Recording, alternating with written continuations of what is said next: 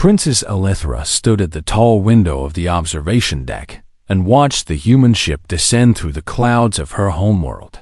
The vessel was ugly by Volanthi standards. All rough edges and burn marks and patches of mismatched metal that told stories of battles. Survived she had never seen a human before today. Though she had heard many tales about them, some called them savages who solved every problem with violence. Others called them the most loyal creatures in the galaxy. Beings who would die for strangers without a second thought. She did not know which stories to believe. The ship landed with a heavy thud that she felt through the floor beneath her feet.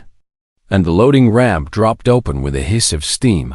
Single figure walked out into the light. He was tall for a human, with broad shoulders and arms that looked like they could bend metal. His face carried scars that crossed his skin like rivers on a map, and his eyes were the color of storm clouds. He moved with the careful steps of a predator, each motion controlled and deliberate. There was something about him that made her skin prickle with unease. "That is the one the Council has hired to protect you," said her advisor Velith, who stood at her shoulder with his hands clasped behind his back. "His name is Commander Marcus Cole, and he is considered the finest protection specialist among the human forces."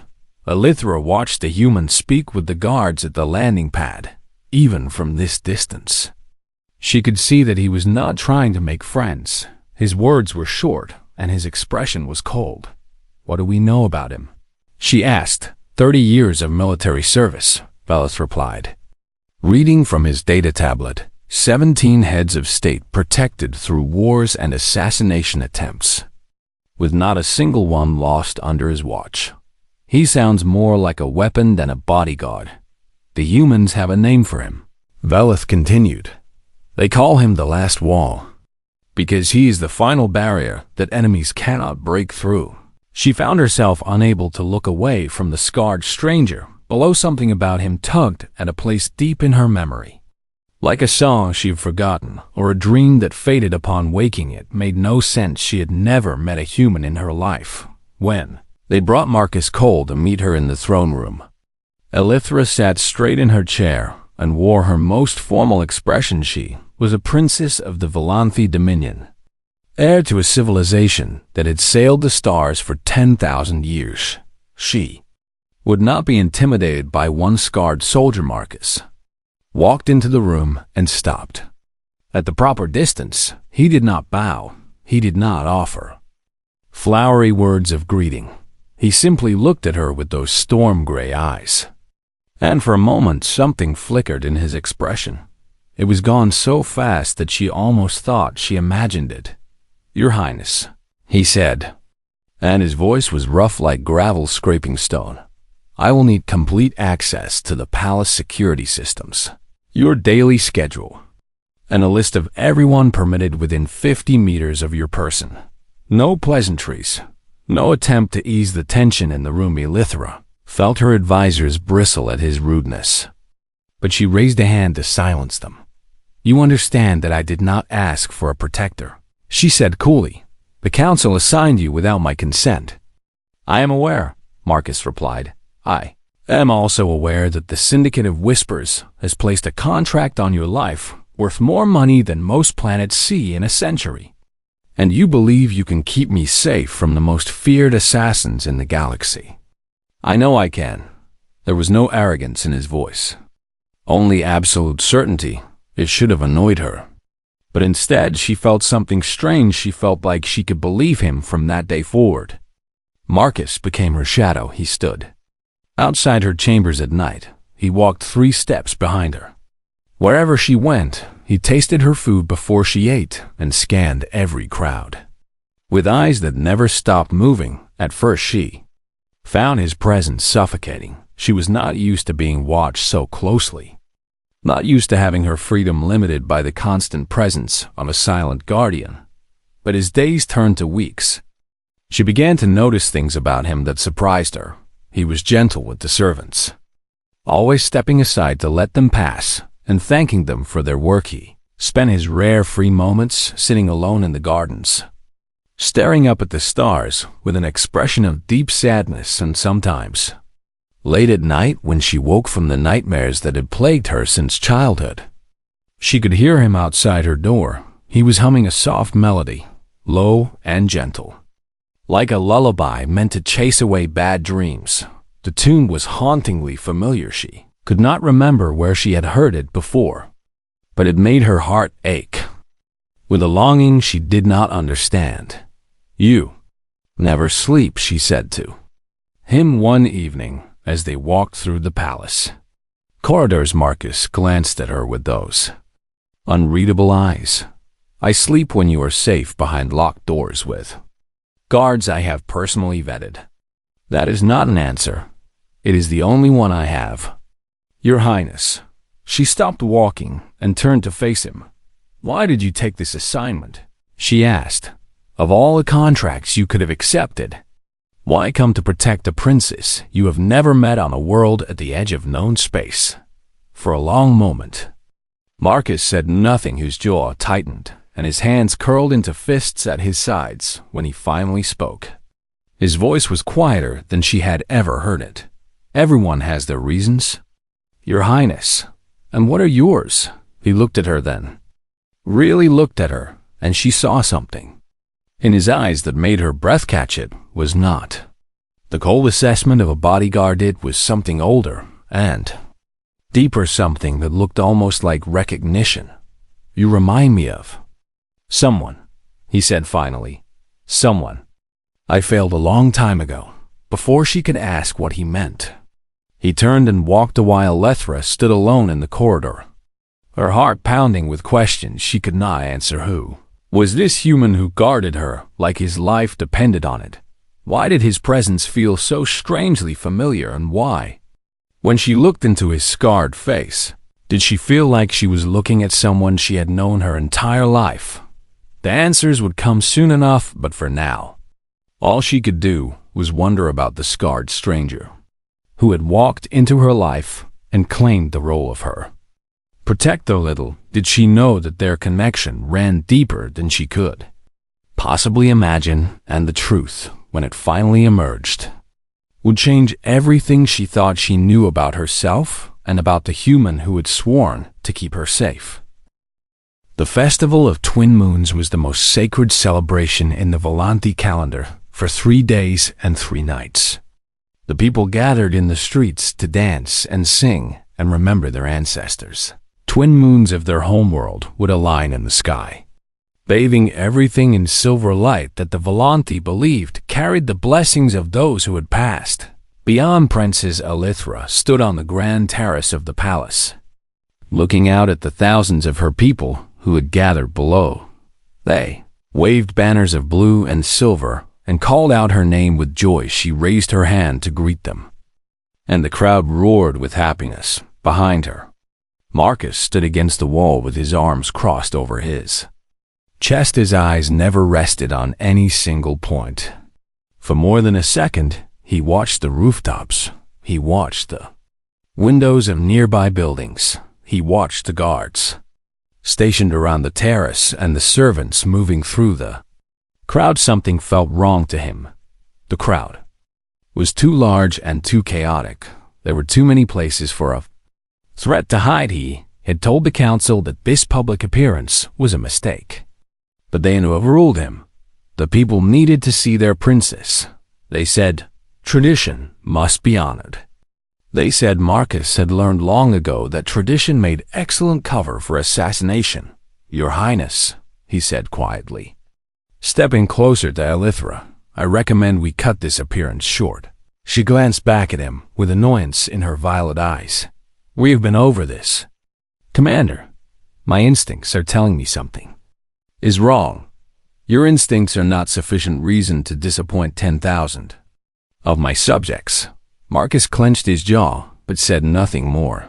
He had done everything he could to prepare for this moment. Extra guards were posted on every rooftop. Snipers watched the crowd from hidden positions.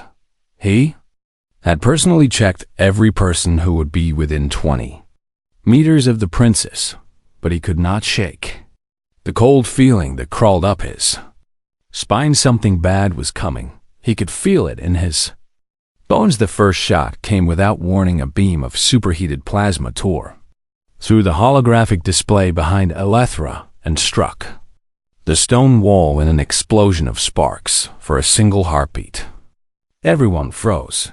Then Marcus moved. He threw himself at the princess and tackled her to the ground, covering her body with his own as more shots screamed overhead. The crowd below erupted into screams and panic. "Stay down," Marcus ordered, his voice as cold and hard as steel. "Do not move until I tell you." "What is happening?" Elethra gasped, her heart pounding against his chest. "Assassination attempt," he said. "3 shooters. Maybe 4. How can you possibly know that?" "Because I have done this before." He rose from her in one smooth motion and drew the weapon from his hip. It was a heavy human pistol, scarred and worn like its owner. But the way he held it said that it was an extension of his own arm. More shots came from the left side of the terrace. Marcus turned and fired twice. A figure in palace guard armor fell from behind a pillar, a smoking hole in his chest. "Traitors in the guard," Marcus said flatly. "I knew it." He moved forward with the calm purpose of a predator stalking prey. Elethra watched in shock as he walked directly into the line of fire. Another attacker emerged from behind a fallen banner. Raising a rifle to take aim, Marcus was faster. He grabbed the barrel of the rifle and twisted it aside, then drove his elbow into the attacker's throat. The man fell choking, and Marcus finished him with a single shot. The third assassin tried to be clever. He came from behind, moving silently across the terrace with a curved blade that glowed with deadly energy. Elethra saw him and screamed. Warning, Marcus spun and caught the descending blade with his bare hand. Blood sprayed from his palm as the energy edge bit into his flesh. But he did not let go. Instead, he pulled the assassin toward him and drove his forehead into the man's face with a sickening crunch. The assassin dropped the blade and staggered backward. Marcus did not give him time to recover. He moved forward with terrible efficiency and broke the man's neck with a single twist. The terrace fell silent, except for the distant sounds of panic from the crowd below. Marcus stood among the bodies of 3 elite killers, blood dripping from the wound in his hand, his chest heaving with controlled breaths. He turned to look at Elethra, and for just a moment, his mask of cold professionalism cracked. "Are you hurt?" he asked, and his voice shook with something raw and desperate. It was not the concern of a bodyguard doing his job. It was something deeper and more personal, something that sounded almost like terror. "I'm unharmed," she managed to say. "Because of you." Marcus closed his eyes and let out a long breath. When he opened them again, the mask was back in place. But Elethra had seen what lay beneath. She had seen the emotion he tried so hard to hide. "We need to get you inside," he said, his voice steady once more. "There may be more of them." He took her arm and guided her toward the palace doors. His hand was still bleeding badly, leaving a trail of red droplets on the white stone. "Your hand," she said. "You are wounded." "It does not matter. It matters to me." He stopped and looked at her with those storm-gray eyes for a moment. Something passed between them that neither of them could name. "Why did you do that?" she asked quietly. "You could have been killed. That is my job." "Your Highness." "No," she said firmly. "That was something more. You walked into a hail of gunfire without armor. You fought 3 trained killers with your bare hands. That is not just duty. That is something else entirely." Marcus pulled his arm free from her grip and stepped back. "We need to move," he said coldly. "Now." But as he led her through the palace doors to safety, Elethra kept her eyes fixed on his back. She had seen the truth in that moment when his mask slipped. This scarred human warrior was not just protecting her because he was hired to do so. He was protecting her like she was the most important thing in the universe to him, and she intended to find out why. The wound in Marcus's hand turned bad within 3 days. The healer said it was because human bodies did not react well to the energy. Blades that Volanti assassins used the metal. Fragments left behind were poisoning his blood. And despite their best efforts, infection had set in by the 4th day. Marcus was burning with fever. He lay on a bed in the medical wing, his skin pale and covered in sweat, his eyes moving beneath closed lids as nightmares gripped him. The healers did everything they could, but they admitted to the princess that human physiology was not their specialty.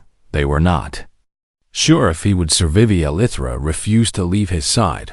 Her advisors told her it was inappropriate for a princess to tend to a mere bodyguard. They told her that her duties required her attention. They told her that the council needed her in meetings to discuss the security failure. She ignored all of them. She sat in a chair beside his bed and held his uninjured hand while the fever raged through his body. She told herself it was because she owed him her life. She told herself it was because he had no one else to watch over him, but deep down, she knew the truth. She needed answers.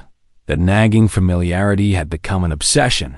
Every time she looked at his scarred face, she felt echoes of something buried deep in her memory. It was like trying to remember a dream that faded every time she reached for it on the 5th night. Marcus began to talk in his sleep.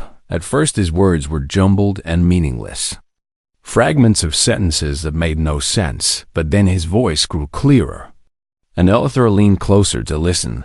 "Stay quiet," he mumbled, his head turning on the pillow. "They are still out there. I will not let them find you." Elithra felt her heart begin to pound. "The convoy is gone," Marcus continued, his voice thick with old pain. "Everyone is dead. But I found you. I found you hiding in the wreckage." His scarred hand twitched, reaching for something invisible. "You were so small," he whispered, "so scared, but you did not cry. You looked at me with those big violet eyes, and you trusted me." Elithra could barely breathe. "I will keep you safe," Marcus promised the ghost in his fever dream. "I will not let them hurt you." Little star. The world stopped. Elithra felt like she had been struck by lightning. That name, Little Star. The memory hit her with the force of a physical blow. She was 4 years old again, hiding in the twisted metal of a destroyed ship while fire burned all around her. Parents were gone. Everyone was gone. She was alone in the dark with the sounds of screaming and explosions echoing in her ears. And then a figure appeared, a young human soldier with kind eyes and a gentle voice. He lifted her into his arms and held her close. "I have got you," he said. "I have got you. Little star, I will not let them hurt you." For 11 days, that soldier had kept her alive. He had hidden her from the enemy patrols that searched the wreckage. He had given her his food and his water even when she could tell he was starving. Had wrapped her in his jacket when the nights grew cold and held her against his chest, so she could feel his heartbeat when she had nightmares. He sang to her a soft lullaby in a human language she did not understand, the same melody she had heard him humming outside her door. These past weeks, tears streamed down her face as the memories flooded back. She remembered the stories he told her about a planet called Earth. He had described great oceans that stretched to the horizon and mountains that touched the clouds. He had told her about strange creatures called dogs that were loyal beyond all reason. He had told her about something called pizza that he promised to share with her someday, all of it to keep her calm, all of it to keep her focused on something other than the horror around them. When the rescue ships finally arrived on the 12th day, soldiers had pulled her from his arms. She had screamed and reached for him, but they told her she was safe. Now they told her she was going home. She never saw him again. The trauma of those days had locked the memories away. She had forgotten his face, Forgotten his name. Forgotten everything except a vague feeling of being protected, a feeling that came back to her sometimes in dreams, a feeling she could never explain until now. "Marcus," she whispered, squeezing his hand. "It was you. It was always you." His eyes fluttered open for a moment. He stared at her with confusion, still caught between fever and waking. Then his gaze focused, and she saw the exact moment when he realized what had happened. "Elithra," he said. His voice cracked and weak. She was crying openly now, tears falling onto their joined hands. "You knew," she said, "from the moment you saw me. You knew who I was." He closed his eyes and turned his head away. "Yes. Why? Did you not tell me?" "Because it was not relevant to my mission." She grabbed his face with both hands and forced him to look at her. "Not relevant," she repeated. "You saved my life when I was a child. You carried me through fire and death for 11 days. You gave me everything you had so that I could survive. How can you say that is not relevant?" His eyes glistened with tears he refused to let fall. "Because you were a princess," he said, "and I was just a corporal covered in blood and dirt. When they took you away, I knew I would never see you again. I was nobody. You were everything," she said fiercely. "You were my whole world for those 11 days. I spent my entire life dreaming about a faceless guardian who kept me safe in the darkness. I thought I had invented you. I thought you were just a fantasy." A single tear escaped down his scarred cheek. "I never forgot you," he whispered. "Not for a single day. When I heard the syndicate had taken a contract on your life, I did everything I could to get this assignment. I called in every favor I was ever owed. I would have done anything to reach you." "Why?" she asked. "Because I made you a promise," he said. "I told you I would keep you safe. I failed once when they took you away.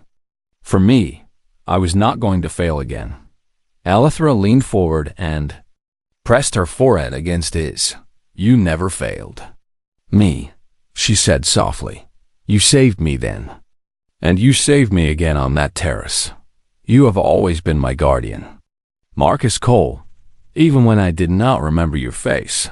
For the first time since she had met him, Marcus allowed himself to truly weep, and Elithra held him through it, just as he had held her all those years ago in the wreckage of a burning world.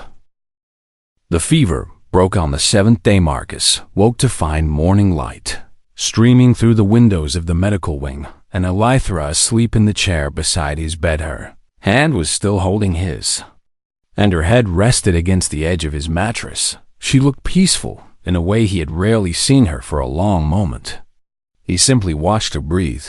30 years had passed since he had found her in the wreckage of that diplomatic convoy. She had been so small then, a tiny child with silver blood on her hands and terror in her enormous violet eyes. Now she was a grown woman, a princess of a great civilization, beautiful and strong and fierce. But when he looked at her, he still saw that frightened little girl who had trusted him with her life. He tried to pull his hand away without waking her, but her grip tightened and her eyes fluttered open. "You are awake," she said, sitting up quickly. "How do you feel?" "Like I was hit by a transport shuttle," he admitted. "But I will live.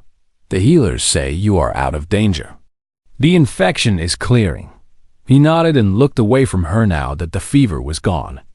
The weight of what had happened pressed down on him like a stone. She knew everything, the secret he had kept since the day he accepted this mission was no longer secret. "Marcus," she said quietly, "we need to talk about what happened." "There is nothing to talk about. My mission is to protect you, and that has not changed. Stop doing that." Her voice was sharp enough to make him look at her. "Stop hiding behind your mission, like it is a wall between us. You knew who I was from the moment you saw me. You took this assignment specifically to find me. That is not just duty," He sat up slowly, wincing at the pain in his bandaged hand. "What do you want me to say?" "Your Highness, I want you to tell me the truth. I want to understand why you have carried this burden for 30 years. Marcus stared at the far wall for a long time before he spoke.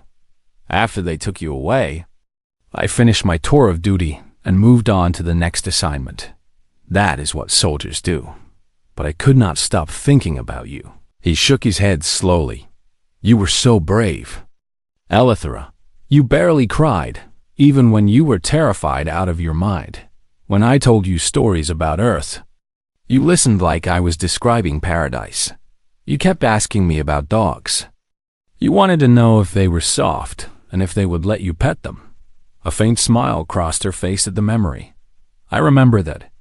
I promised to show you one someday." Marcus continued. "I promised a lot of things during those 11 days, things I knew I could never deliver. Because you were a princess and I was nobody. You were not nobody to me. I know that now," he said. "But back then, I was 23 years old and covered in the blood of people I could not save. I watched your rescue ship fly away, and I told myself that you would be fine. You would go back to your palace and your family and your life. You would forget about the dirty human soldier who carried you through the fire."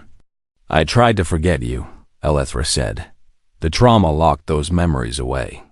But some part of me always remembered. When I had nightmares, I would dream about strong arms holding me and a voice singing me back to sleep. I never knew who was, but I knew they made me feel safe." Marcus closed his eyes. "I kept track of you over the years from a distance. I read news. Reports about the Volanthi princess who survived the Kethrani purge. I watched you grow up. Through diplomatic broadcasts and royal announcements. When you gave speeches, I listened to every word." "That sounds like obsession," she said softly. Maybe it was. He opened his eyes and looked at her directly. "But when I heard that the Syndicate of Whispers had taken a contract on your life, I knew I could not stay away anymore. I had spent 30 years telling myself that you did not need me, that you were safe and protected and happy. But the moment I learned you were in danger, all of that fell away. I had to reach you, had to keep my promise. Even if you never knew who I was." Elithra rose from her chair and sat on the edge of his bed. She took his bandaged hand in both of hers and held it. Gently, "I know now," she said, "and I am not going to forget again. Your Highness, Elithra," she corrected him, "you have earned the right to use my name." He hesitated for a long moment. "Elithra," he said, and his voice was thick with emotion. "I never expected anything from you. I did not come here looking for gratitude or recognition. I came because I could not bear the thought of losing you. Not again. Not ever." She leaned forward and pressed her forehead against his. "Then stay," she whispered. "Not as my bodyguard, not as a hired protector. Stay as what you have always been to me, my guardian, my family. I do not deserve that," he said. "You do not get to decide what you deserve," she replied. "That is my choice. And one choose you for the first time in 30 years. Marcus allowed himself to hope that he might finally have a home, not a barracks or a ship or a temporary posting, but a real home with someone who knew exactly who he was and wanted him to stay. Anyway, he squeezed her hand and nodded slowly. "Then I will stay," he said, "for as long as you want me." "Forever," she said simply, and in that moment, the scarred human warrior who had wandered through 30 years of war finally found peace in the eyes of the little star he had saved so long ago. The Syndicate of Whispers did not accept failure. 3 of their best assassins had died on the terrace, and the princes still lived. This was an insult that could not be allowed to stand 1 week after the failed assassination. A message arrived at the palace. The syndicate demanded that Elythra be surrendered to them within 3 days. If the Volanthi Council refused, the entire Starfall Citadel would burn along with everyone. Inside it, the council gathered in the war room to debate their response. Some wanted to negotiate and pay whatever price the syndicate demanded. Others suggested moving the princess to a hidden location in deep space. A few whispered that perhaps surrendering her was the only way to save the thousands of civilians living on the Thorastes station. Marcus stood in the corner of the room and listened to them argue.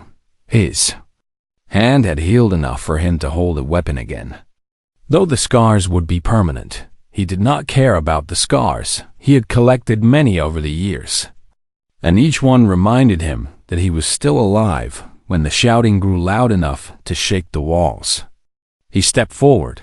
"You are not running," he said, his voice cutting through the noise like a blade. The council members turned to stare at him. "What did you say?" demanded Admiral Velith, who had never approved of the human bodyguard. "I said she is not running," Marcus repeated. "This princess is the heir to the Volanthi Dominion. If she runs from the syndicate, she will spend the rest of her life running. Her enemies will know she can be intimidated. Her allies will lose faith in her strength. She will lose everything her people have built. And what do you suggest?" Velith sneered. "That one human stand against the combined forces of the most feared criminal organization in the galaxy." Marcus smiled. "And there was nothing warm about it. I suggest you let me do what humans do best. The battle for Starfall Citadel began on the 3rd day. The syndicate sent 3 assault ships carrying over 200 trained soldiers. They expected a siege that would last hours. Before the defenders crumbled, they did not expect Marcus. Cole, he had spent the entire week preparing. Every corridor had been analyzed for tactical advantage. Traps had been placed at key choke points and bush positions had been established throughout the station. He had turned the Citadel into a killing maze, and he knew every twist and turn when the first wave of attackers breached the outer doors.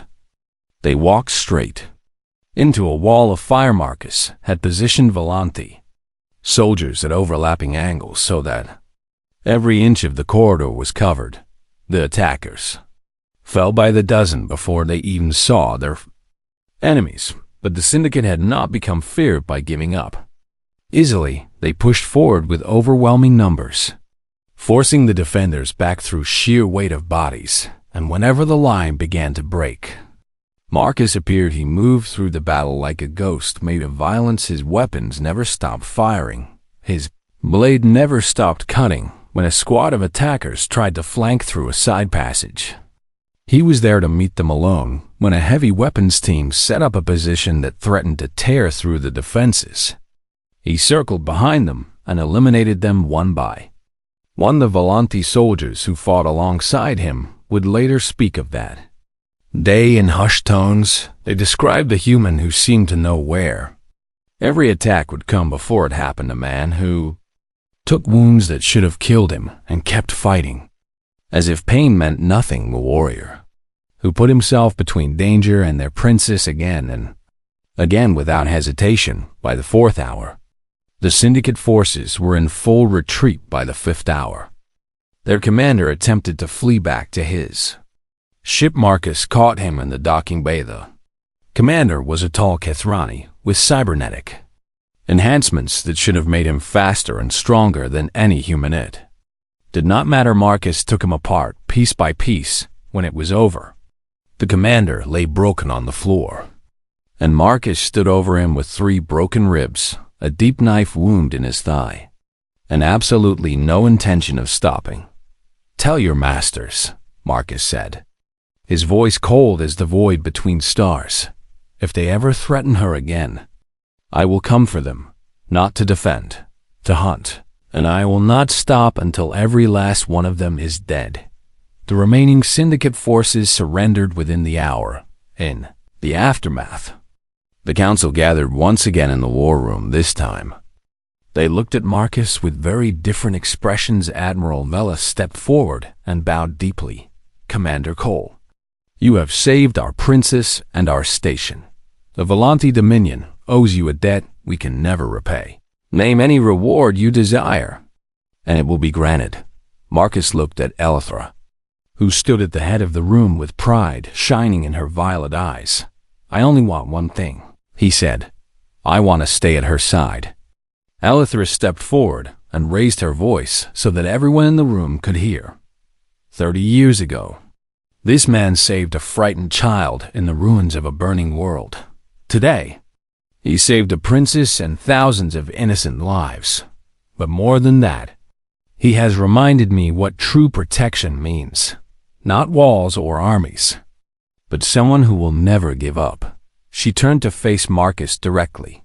"Commander Marcus Cole, I name you Shieldveth." The word rippled through the crowd. Shieldveth was an ancient title that had not been used in centuries. It meant shield of the throne. It bound the bearer to the royal house, not as a servant, but as family. Marcus bowed his head, overwhelmed by the honor being given to him. "My protector." Elithra continued, "My guardian, my family." She walked forward and took his scarred hands in hers. "You called me Little Star once," she said softly. "Now I give you a new name. You are my Shieldveth, my eternal shield, and you will never have to wander alone again." Marcus looked into her eyes and felt the walls around his heart finally crumble.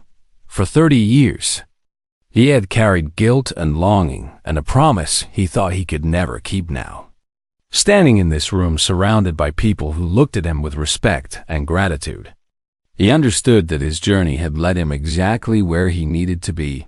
"Little Star," he said, his voice rough with emotion, "I'm not going anywhere." And humanity, watching from across the galaxy, smiled with pride, because this was what they did. They found small, frightened children in the dark. They carried them through fire and death, and they never, ever gave up on the people they swore to protect. This was the human way. This was their gift to the galaxy. And in the story of Princess Lilithra and her guardian Marcus Cole, that gift shone brighter than all the stars in the sky. The end.